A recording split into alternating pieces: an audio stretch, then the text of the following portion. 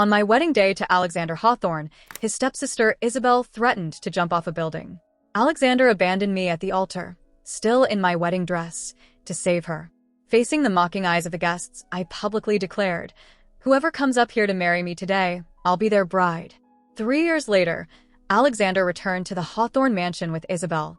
I was sitting on a leather couch, sipping gourmet soup and binge-watching TV shows. Alexander glared at my swollen belly, gritting his teeth. "Whose bastard are you carrying?" I took another sip of my soup and smiled lightly. "Of course, it's a Hawthorne child." Alexander approached me furiously, yanking me off the couch. "You slut. I left with Isabelle on our wedding day and haven't been back for 3 years. How could that possibly be mine?" I found it amusing. I never said it was his, and he wasn't the only Hawthorne man. "Of course, this child isn't yours. You're not worthy of being its father." Isabelle, shocked, spoke up. "Sophia, even though Alexander left you at the altar, he still let you keep the Hawthorne name and enjoy the family's wealth. How could you be so shameless as to get pregnant with someone else's child?" I glanced at her. "Isabelle, you're the Hawthorne stepsister, yet you openly seduced your own brother. When it comes to shamelessness, who could compare to you two?" Isabelle immediately turned to Alexander with a pitiful voice. "Alex, for the past 3 years, we've kept our relationship purely platonic. But she's pregnant with another man's child, making you a cuckold." Hearing the word cuckold, Alexander raised his hand and slapped me hard across the face. "You whore. You get knocked up by someone else and dare to slander me and Isabelle? Get out of the Hawthorne house." The pain on my cheek left me dazed for a few seconds. 3 years ago, when Alexander ran off with Isabelle, leaving me alone at the altar to face everyone's mockery, I publicly asked for a husband. It was Alexander's uncle, William Hawthorne, who stepped up and married me. William was known as the Ice King in the city. Since marrying him, everyone treated me with the utmost respect and courtesy. Since my pregnancy, William had been pampering me, not letting even a hair on my head be harmed. If William found out Alexander had hit me today, there would definitely be bloodshed. To avoid a family tragedy and for the sake of my unborn child, I said coldly, "If you leave now, I'll pretend none of this ever happened." But they didn't appreciate my offer. Isabelle grabbed my hair. "Alex, this bitch is just guilty. She wants to drive us out so she can use that bastard child to take over the Hawthorne fortune." Alexander cursed. "You scheming witch, so that's your plan. I won't let you get away with it." I twisted away from Isabelle's grip and said coldly, "From the day you ran away, Grandfather Hawthorne removed you from the family. Everything in this house has nothing to do with you anymore." Isabelle laughed lightly. "That was just Grandfather's angry words. Alex is the only Hawthorne grandson. How could he really be removed from the family?" Alexander looked smug. "Grandfather always said everything in the Hawthorne family belongs to me." I placed a hand on my belly and said coldly, "Not anymore. The child I'm carrying is also a Hawthorne descendant." I thought I had made myself clear enough, but Alexander glared at me angrily. "You bitch. You really are trying to pass off this bastard as a Hawthorne heir. I'll teach you a lesson today." He slapped me even harder, causing me to fall to the ground, clutching my stomach. Seeing their menacing expressions, fear rose in my heart. Worried they might harm the baby, I quickly said, "The child I'm carrying isn't a bastard, it's..." Before I could finish, Alexander shoved the bowl of gourmet soup, along with its broken pieces, into my mouth. "Isabelle and I have been struggling for the past 3 years, while you've been living the high life here, all because of that bastard in your belly. I'll make you eat your fill today." I choked immediately, unable to speak, as the sharp ceramic pieces cut into my mouth, drawing blood. As I tried to resist, Isabelle dug her sharp heel into the back of my hand. My entire hand throbbed with pain, but I couldn't even cry out. After force-feeding me the entire bowl of soup, Alexander spat on me before standing up. Isabelle moved her stiletto-clad foot to my protruding belly. Terrified, I desperately grabbed her ankle, preventing her from stepping down. William was infertile, and this child was the result of 3 years of visiting specialists both domestically and abroad. Isabelle's face wore a mocking smile. "Sophia, you look just like a mother dog protecting her pups. How ugly." Alexander frowned at my belly. "If word gets out that I've been cuckolded, how can I show my face in the city again?" "Isabelle, crush that bastard in her belly." I shook my head frantically, spitting out the contents of my mouth along with blood, struggling to say, "The child in my belly is William's." Alexander paused, then burst into laughter. Sophia, you're really terrible at lying. Everyone in the city knows my uncle avoids women and is sterile. Right now, I'm the only one who can continue the Hawthorne line. Why else do you think grandfather was so eager for me to marry you and produce an heir? Isabelle chimed in. Alex is the only Hawthorne heir. Grandfather stopped his cards to force him to come back and inherit the family business. You're ridiculous, trying to pin this on Uncle William after we exposed your lies. Alexander and Isabelle had eloped for 3 years without even a phone call home. Grandfather Hawthorne was truly disappointed in him, which was why he cut off Alexander's funds and wanted to sever ties with him. But seeing them both in such an irrational state, I didn't argue to avoid provoking them further. I repeated, I'm not lying. The child really is William's. If you don't believe me, I can call William to confirm.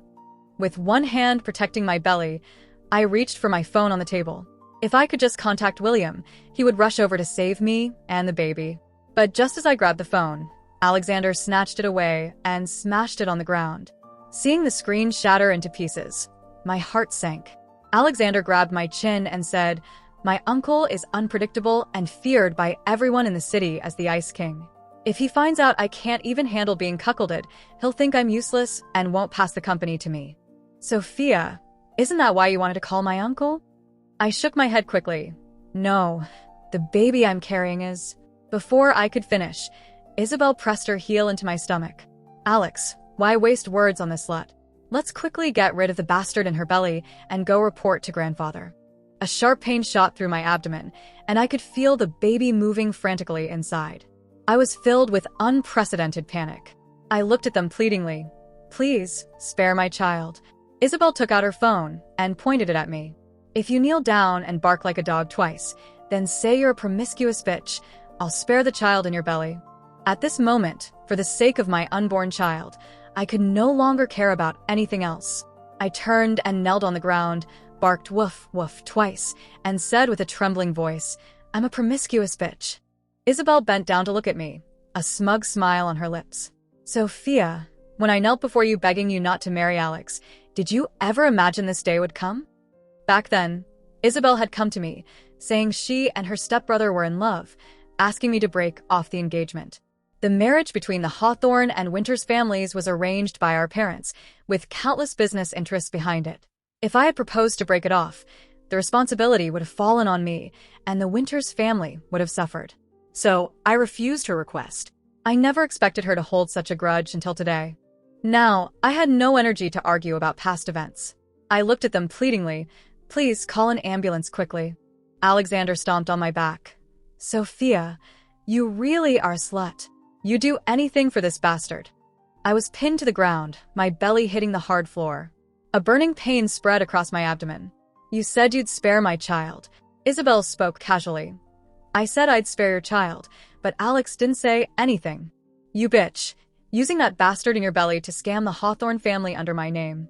If you think I'll let you off, dream on. Alexander kicked me hard in the abdomen. An intense pain ripped through my lower belly, and bright red blood began to flow down my legs. Feeling the baby's movements gradually cease, I was filled with despair. My eyes burned with hatred as I looked at them. Alexander, Isabelle, you'll regret this.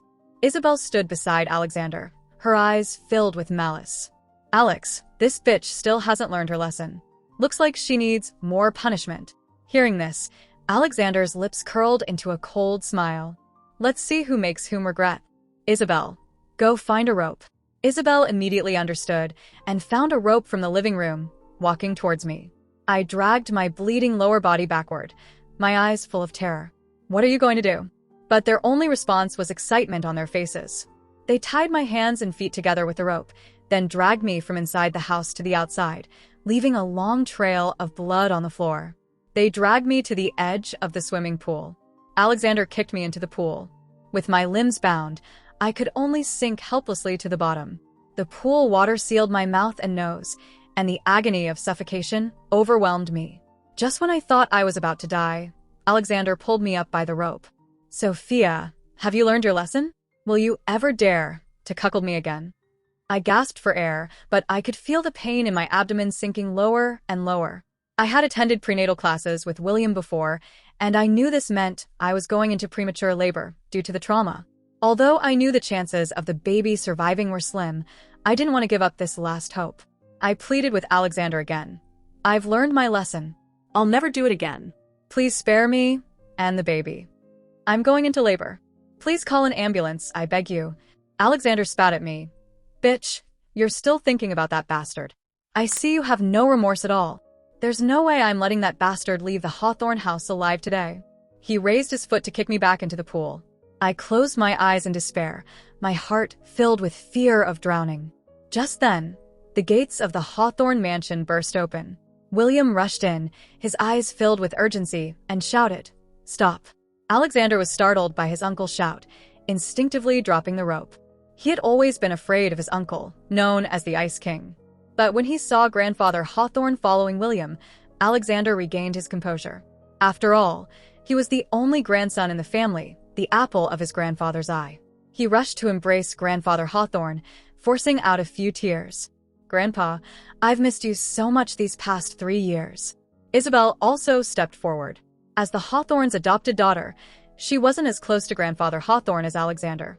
She stood to the side and said, "Grandpa, Alex and I know we were wrong. Alex has decided to come back and continue the wedding with Sophia. We just didn't expect," Alexander added with a resentful tone. "We didn't expect this slut to be so shameless, cheating on me and getting pregnant with a bastard, trying to pass it off as a Hawthorne child.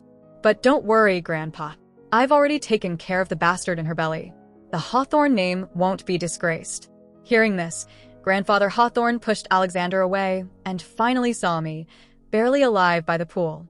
William ran to my side, his hands trembling as he untied the ropes binding my limbs. Seeing the blood flowing from my lower body, even his voice shook. "Sophia, how are you?" I looked at William, tears streaming down my face. "William, the baby saved the baby." Grandfather Hawthorne stared at the scene in disbelief. He raised his cane and struck Alexander hard. "You beast! What have you done?" Alexander dodged while glaring at me resentfully. "Grandpa, that bitch Sophia used the Hawthorne name to cuckold me. She's fooled you and Uncle William. I never touched her. That child in her belly isn't mine." Isabelle chimed in. "That's right, Grandpa. Alex and I just got back to the Hawthorne house today. Her belly is already 6 or 7 months along. It must be some bastard child." Grandfather Hawthorne struck Isabelle with his cane. "The child in Sophia's belly is not a bastard. It's a Hawthorne descendant," Alexander shouted. "Grandpa, that's impossible. I never touched her." William picked up my bleeding body and kicked Alexander to the ground, his eyes full of murderous intent as he looked at him and Isabelle. "If anything happens to the child in Sophia's womb, I'll have your lives."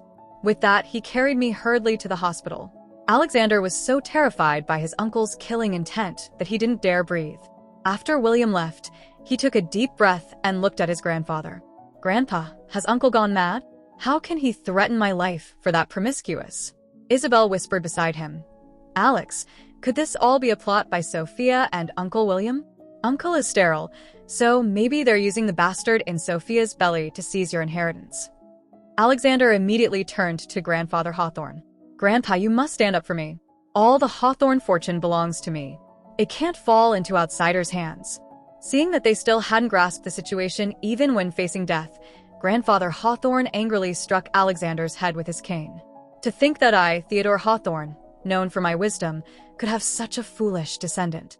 The child in Sophia's belly is not a bastard. It's William's child." Upon hearing this, Alexander and Isabelle were stunned. After a long pause, Alexander finally spoke. "How is that possible? Sophia is my wife. How could she be with Uncle? And isn't Uncle asexual and sterile?" Grandfather Hawthorne looked at Alexander with disappointment. "When you ran away from the wedding, Sophia immediately married William. The whole city knows this. How could you not?" Alexander was taken aback. After eloping with Isabelle, they had cut off all contact with the city, fearing they would be caught. They had been traveling abroad. It wasn't until recently, when all his cards were frozen, that they found themselves penniless. They had to wash dishes for a month just to scrape together enough for plane tickets home. Upon returning, they headed straight for the Hawthorne mansion, with no time to catch up on the news. It's true that William was born infertile, but it wasn't completely hopeless. These past few years, he's consulted specialists both domestically and abroad. That's how he and Sophia conceived. Grandfather Hawthorne added painfully, and now you've ruined everything. Remembering his uncle's ruthless methods, Alexander collapsed to the ground as if all strength had left his body. Just then, several stern-faced bodyguards walked in from outside. The two immediately trembled in fear, begging Grandfather Hawthorne for help. "Grandpa, save me. I don't want to die. Grandpa. The bodyguards ignored their pleas and dragged them away. After William carried me into the car, the driver sped off, reaching the hospital in just 10 minutes. I was rushed into the delivery room. Half an hour later, I gave birth to a stillborn baby boy. The doctor was about to dispose of the body as per usual procedure. I stopped her. "Bring the baby to me." She replied with a hint of reluctance, "Mrs. Hawthorne, it's better not to look. It might leave psychological trauma." I said weakly, "He's my child. No matter what, I should see him off one last time." At William's signal, the doctor handed the fetus to me. His skin was bright red, only slightly larger than my palm. I cradled him carefully in my arms, afraid that the slightest movement might hurt him. Just this morning, he had been rolling around happily in my belly, interacting with me. Now he was gone forever, without a sound. Tears flowed uncontrollably from my eyes. "Baby, Mommy couldn't protect you. I'm so sorry. Baby, don't blame Mommy. Don't be angry with Mommy. Please wake up, okay?" I placed the baby on my chest, trying to transfer my body heat to him, hoping for a miracle. But in the end, nothing happened. William, his eyes red, embraced me and the baby. I knew his grief was no less than mine. William was 10 years older than me. When Alexander abandoned me at the altar, William stepped up and married me. I thought he had only done it to save face for the Hawthorne and Winters family's business partnership. That night, I placed divorce papers in front of him, but he tore them up. William told me that for his 34 years of life, he had always been asexual. But that day, seeing me in my wedding dress, he had fallen in love at first sight. He said this marriage was real for him, and he hoped I would take it seriously too. After our marriage, he showered me with love. Expensive jewelry, haute couture dresses. He gave them to me before I could even ask. He was also incredibly attentive in our daily life. With my young heart, I gradually fell for him too. Except for being older, he was also well endowed. Every night, he would leave me in ecstasy. Later, when I saw a friend's newborn baby, my heart melted. I started to want a child of my own. But William was born with fertility issues. To fulfill my wish, he started seeking medical treatment everywhere, both domestically and abroad. The day I found out I was pregnant, he was so happy that he gave all his company employees an extra month's salary, wanting everyone to share in our joy. The night we felt the baby's first movements, William excitedly kissed my belly, saying that having me and the baby was enough for this lifetime. We personally chose the crib, baby clothes, and toys for our home, all carrying our welcome and love for this child. But now, everything was gone. Thinking of Alexander and Isabelle's vicious faces, a deep hatred burned in my heart. I wanted to tear them to pieces. William, it was Alexander and Isabelle who killed our baby. William held me and the baby tightly, his eyes burning with murderous intent. "Sophia, don't worry. I won't let those who hurt you and our child go unpunished. The suffering you endured today, I'll make them pay back 100-fold. I held our baby for an entire day and night before finally accepting that he had left us forever. William and I had the baby's remains cremated and buried in the city's most auspicious cemetery. Alexander and Isabelle were brought before the baby's tombstone by the bodyguards, forced to kneel. After just one day, I could hardly recognize them. They were disheveled, their faces swollen like pig heads, their arms, bodies, and legs covered in bleeding wounds. William had ordered them to be whipped with chilly water-soaked whips until their skin split open, then thrown into a sewage pool overnight. They still reeked of the foul odor. William handed me an iron rod. "Sophia, you can do whatever you want to them. I'll take care of any consequences." I took the rod and looked at them. Alexander and Isabelle immediately showed terror in their eyes, shaking their heads repeatedly. "No, no." Just as I raised the rod, aiming for their heads, and was about to swing it down, Grandfather Hawthorne hurried over with his cane, calling out, "Sophia, spare their lives." Seeing Grandfather Hawthorne, Alexander seemed to see a lifeline. He quickly begged, "Grandpa, she's going to kill me. Please save me." Overnight, Grandfather Hawthorne's hair had turned almost completely white. His face was unusually tired and haggard. He walked up to me, taking several deep breaths, and looked at me with guilt. "Sophia, Alexander, this fool, indiscriminately killed your and William's child. He should be unforgivable, but..." I gripped the rod tightly, looking coldly at Grandfather Hawthorne. Alexander's parents had died early, and he had been practically raised by Grandfather Hawthorne. The old man's deep affection for him made his plea understandable. But was Alexander's life worth more than my child's? The image of my baby struggling in my womb yesterday, silently begging me for help, was still vivid in my mind. No plea would work today. But to my surprise, Grandfather Hawthorne, at his advanced age, knelt before me. Alexander lost his parents as a child and was raised by me. His terrible mistake today is also due to my failure in disciplining him. Today, let this old man die with him to atone for the sin against our lost grandchild. Hearing this, Alexander immediately protested. "Grandpa, I don't want to die. I don't want to die."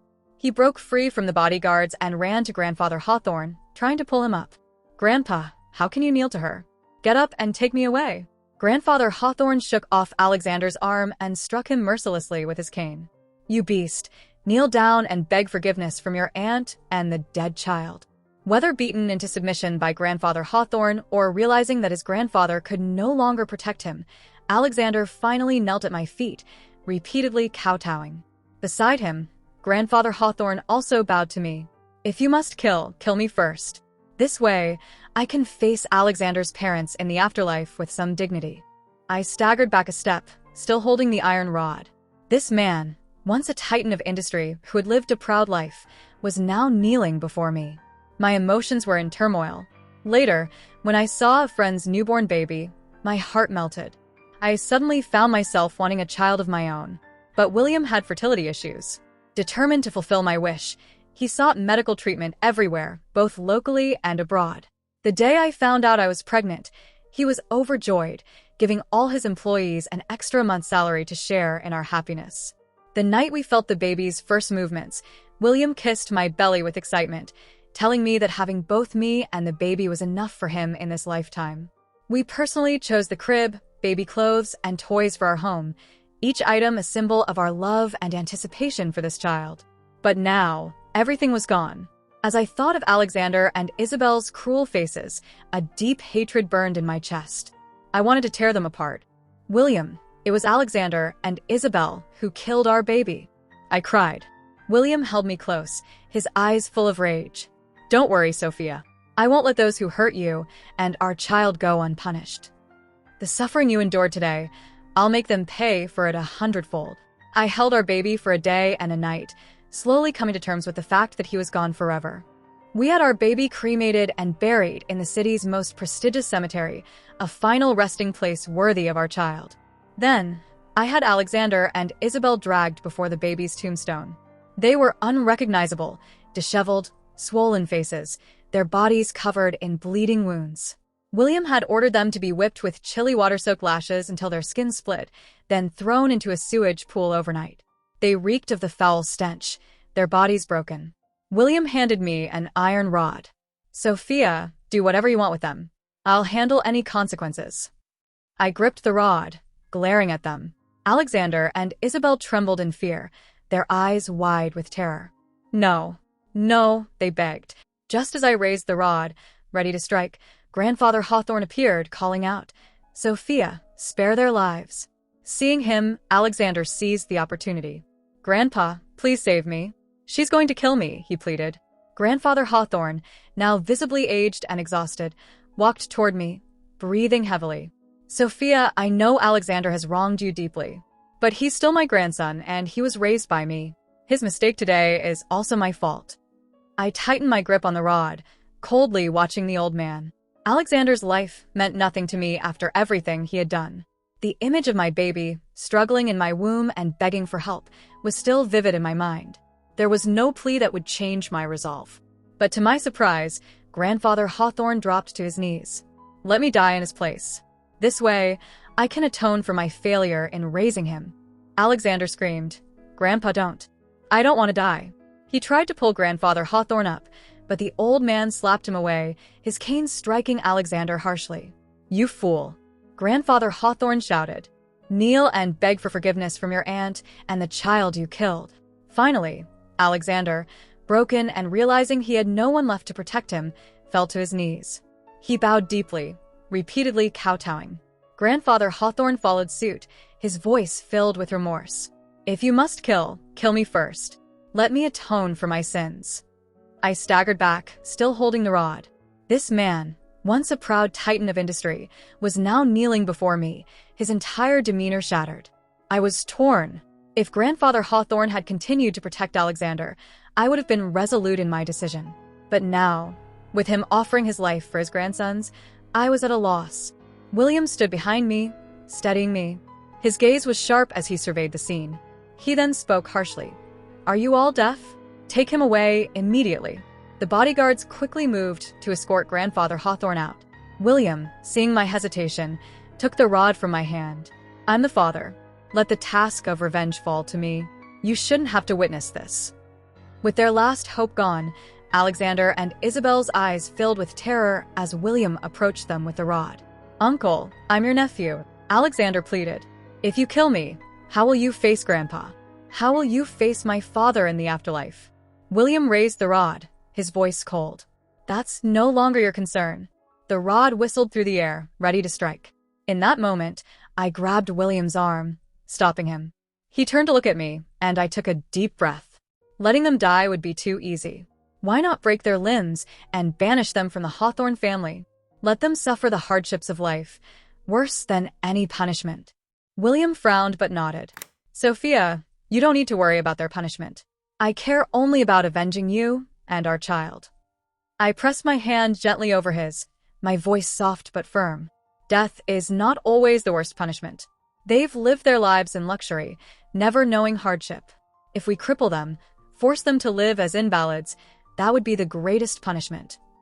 William hesitated, but then tossed the iron rod to a bodyguard, giving a cold command. "Do as my wife says." The bodyguard obeyed, mercilessly striking Alexander and Isabelle's limbs. Their screams of agony echoed in the night. I watched the scene with cold detachment, my eyes lingering on our child's tombstone. "Baby, Mommy and Daddy have avenged you. If you're no longer angry, please come back to us soon, okay?" William's large hand covered mine. "We will, Sophia. Our baby will come back to us." Afterward, William moved us out of the Hawthorne mansion, fearing that staying there would only remind me of our loss. Whenever he had time, he took me traveling to help me heal.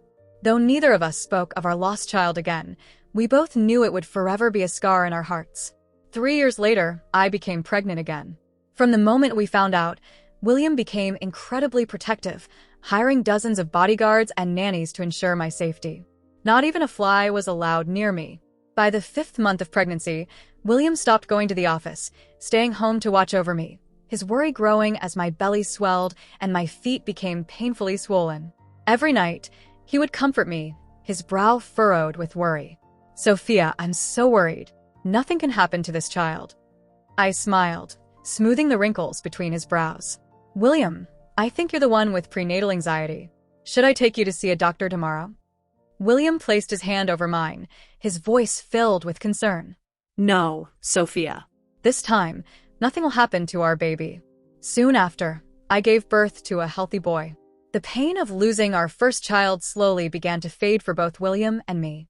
We held the baby's 100th day celebration at the city's most luxurious hotel.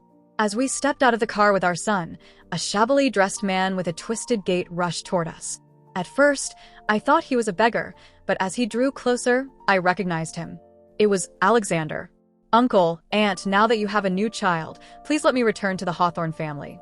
I truly know I was wrong. Please let me come back." After Alexander and Isabelle were crippled, they hadn't received proper medical care, leaving them severely disabled. The hardships of the past few years had worn Alexander down, and he now resembled a beggar. He had spent countless nights regretting his choices, hoping that if William and I had another child, we might show mercy and let him return to the family. And today, he had come to beg. William looked at him coldly. "Sparing your life was already a great mercy. Returning to the Hawthorne family? Keep dreaming." He ordered the bodyguards to throw Alexander out, crushing any hope he had left. This action shattered Alexander's last hope. He returned to his rented room, and shortly after, he took his own life. When we received the news, William and I were playing with our child. After a moment of silence, William ordered someone to collect Alexander's ashes.